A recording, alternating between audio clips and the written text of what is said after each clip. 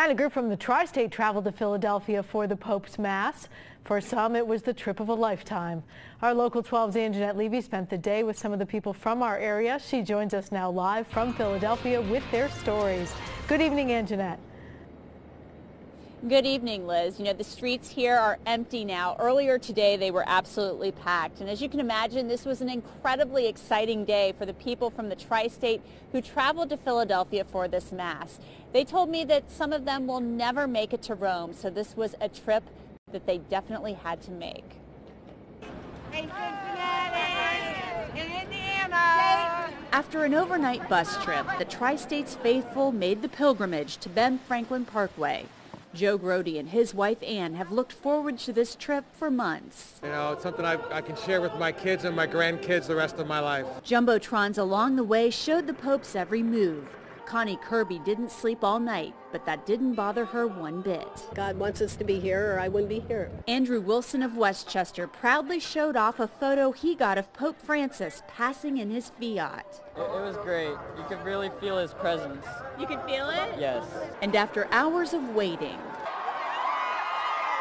Pope Francis appeared in the Pope-mobile. He stopped right in front of us for a moment and blessed a child.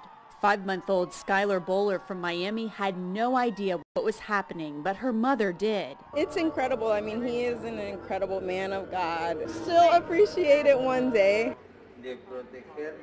Pope Francis spoke in Spanish about the importance of families and treating one another with kindness. They weren't just words. They were lessons everyone here will carry home with them. This was a day no one here will ever forget. Thank you very much.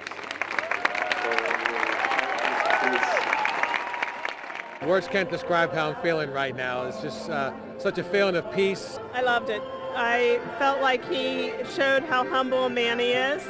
And I like the fact that he said that we need to do just the little things in our life. For me, because we weren't sure we were going to be able to receive the Eucharist, and when all those priests came down with those umbrellas, it's just like, God is so good and so loving. It was the most awesome experience I've ever had in my entire life.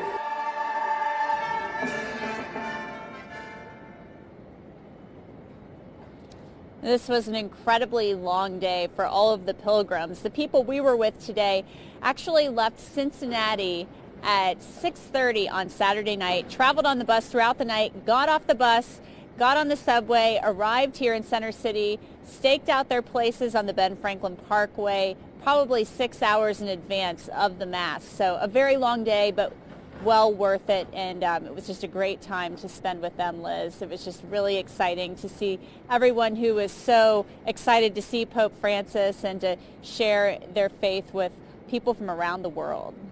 I did wonder that, Anjanette, you know, you said it was a once-in-a-lifetime experience for them as pilgrims. I wondered if you felt the same way as a reporter.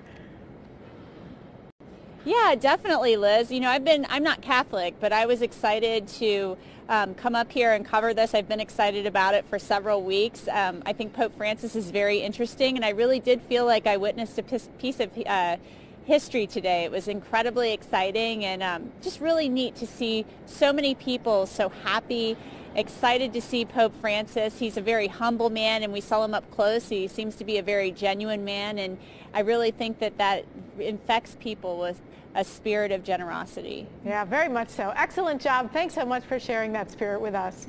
She just had some great reports tonight at 10 and at 11. And that Mass did wrap up with a week-long conference in Philadelphia.